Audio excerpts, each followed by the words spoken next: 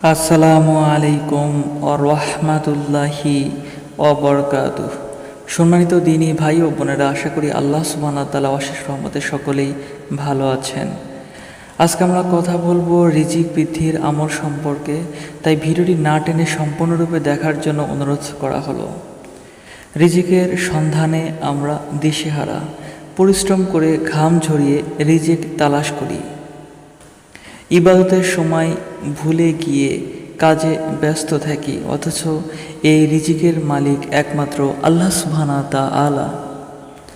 হযরত আবু হুরায়রা রাদিয়াল্লাহু আনহু থেকে বর্ণিত, রাসূলুল্লাহ সাল্লাল্লাহু আলাইহি ওয়াসাল্লাম বলেছেন, আল্লাহ সুবহানাহু ওয়া তাআলা বলেন, হে আদম সন্তান, আমার ইবাদতের জন্য তুমি ঝামেলা মুক্ত হও।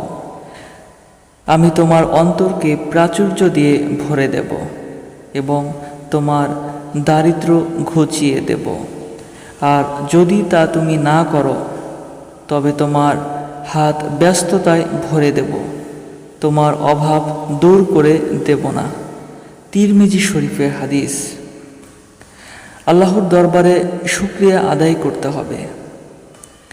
আল্লাহর রহমত পাওয়ার জন্য তার প্রিয় বান্দা হওয়া চাই। এক্ষেত্রে ক্ষমা চাওয়ার কোনো বিকল্প নেই। ক্ষমার মাধ্যমে আল্লাহ বান্দার রিজিক বৃদ্ধি করে দেন, যা হাদিসে প্রমাণিত। রাসূলুল্লাহ সাল্লাল্লাহু আলাইহি ওয়াসাল্লাম বলেছেন, যে ব্যক্তি অধিক পরিমাণে ইস্তেগফার পড়বে, আল্লাহ সুবহানাহু ওয়া তাআলা তাকে দুশ্চিন্তা ও সংকটাপন্ন অবস্থা থেকে মুক্ত করে দেবেন এবং ধারণাতীতভাবে তাকে জীবিকা দান করবেন। আবু দাউদ শরীফের হাদিস।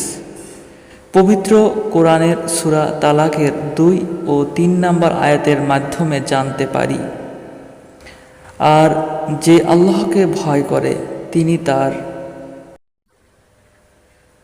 উত্তরণের পথ তৈরি করে দেন এবং তিনি তাকে এমন উৎস থেকে রিজিক দেবেন যে সে কল্পনাও করতে পারবে না। বিশিষ্ট সাহাবী হযরত আনাস রাদিয়াল্লাহু আনহু থেকে বর্ণিত, তিনি বলেন, আমি প্রিয় নবী সাল্লাল্লাহু আলাইহি ওয়াসাল্লামকে বলতে শুনেছি, যে ব্যক্তি কামনা করে যে তার রিজিক প্রশস্ত করে দেওয়া হোক এবং তার আয়ু দীর্ঘ করা হোক, সে যেন তার আত্মীয়দের সঙ্গে সুসম্পর্ক বজায় রাখে। বুখারী ও মুসলিম শরীফের হাদিস। ভিডিওটি ভালো লাগলে অবশ্যই আমাদের চ্যানেলটিকে সাবস্ক্রাইব করতে পারেন, সাথে সাথে লাইক এবং কমেন্টস করতে পারেন।